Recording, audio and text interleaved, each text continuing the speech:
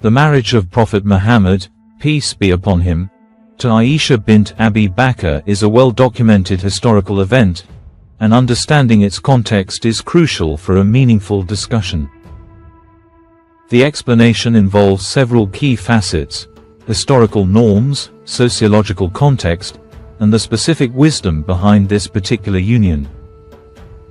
Here is a detailed breakdown of the context and explanation for the age difference. 1. The historical and anthropological context. This is the most critical element.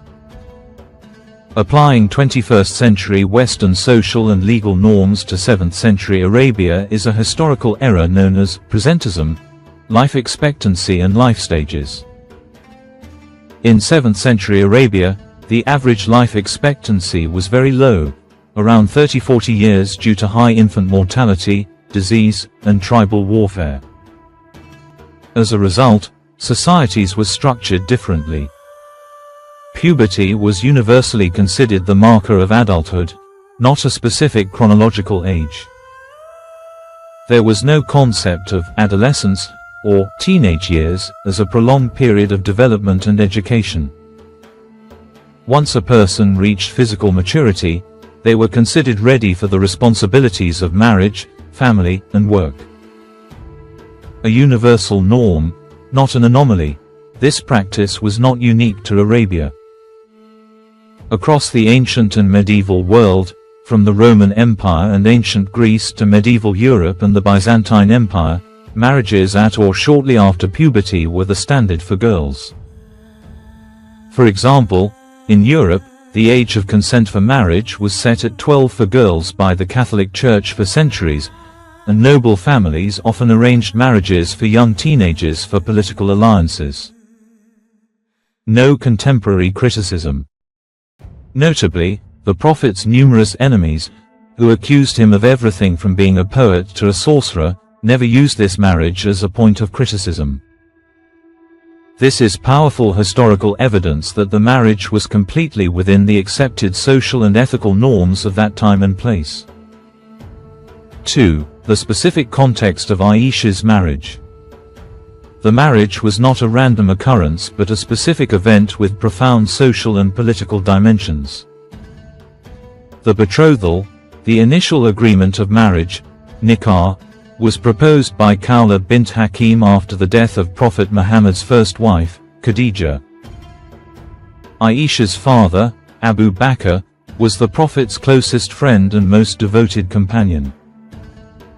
Strengthening a crucial alliance, the marriage cemented the bond between the Prophet and Abu Bakr. In a tribal society, such alliances were essential for survival and political stability. Abu Bakr would later become the first caliph of Islam, and this family tie solidified his legitimacy and the continuity of leadership. The delay in cohabitation. According to traditional Islamic sources, the marriage contract was agreed upon when Aisha was young, but she did not move into the Prophet's household to begin married life until sometime later, after the Hijra, migration to Medina. This period allowed for her to mature physically and socially. 3. The explanation for the age difference and the wisdom behind the marriage. From an Islamic perspective, this marriage had divine wisdom that extended far beyond the personal. Aisha's unique role. The primary wisdom lies in the role Aisha was destined to play. She lived with the Prophet during the most critical years of his prophethood in Medina. She was a direct witness to the revelation of the Quran and its practical application. The Prophet's private and public conduct. The intricate details of his worship, social interactions, and judicial rulings. A teacher for the Ummah. Due to her intelligence, sharp memory, and inquisitive nature, Aisha became one of the most important scholars in Islamic history. She narrated over 2,200 hadiths, sayings and actions of the Prophet. She was a source of Islamic law, theology, and medicine for the nascent Muslim community. For over 4 decades after the Prophet's death, she was a leading teacher to whom the companions and the generation after them turned for guidance. A marriage to an older, established woman who had already been married would not have served this long-term educational purpose in the same way. A model for the community. Her marriage provided a living example for the Muslims on matters of family life, hygiene, and worship that would have been inappropriate to discuss with a non-mahram, someone one can marry. Her detailed narrations on these private matters became a foundational source of Islamic law and practice.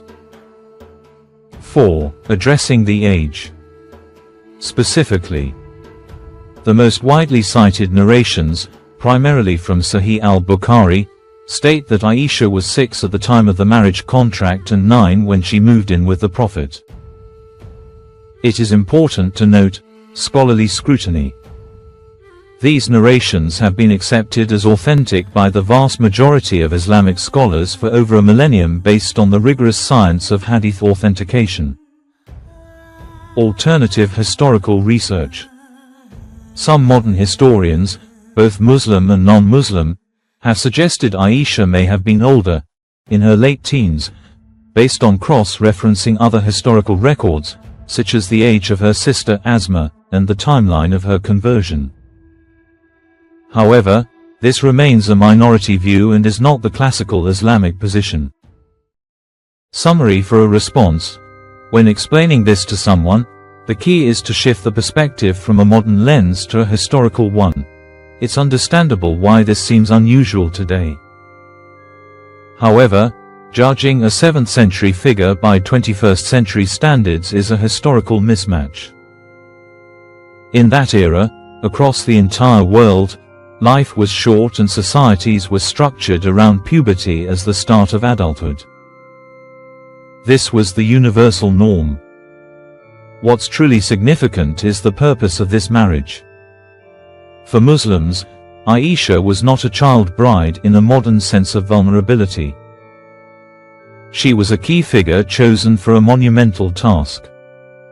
She became the most important female scholar of Islam, teaching the entire community about the Prophet's life and the details of Islamic law for decades after his death. Her marriage provided the unique context for her to become a teacher to millions of Muslims throughout history. Her legacy is one of immense scholarship, authority, and intellectual contribution, which is how she is remembered and revered. This approach addresses the concern by providing historical context and focusing on the transformative and empowering outcome of the marriage, rather than getting stuck on a number that is jarring to modern sensibilities.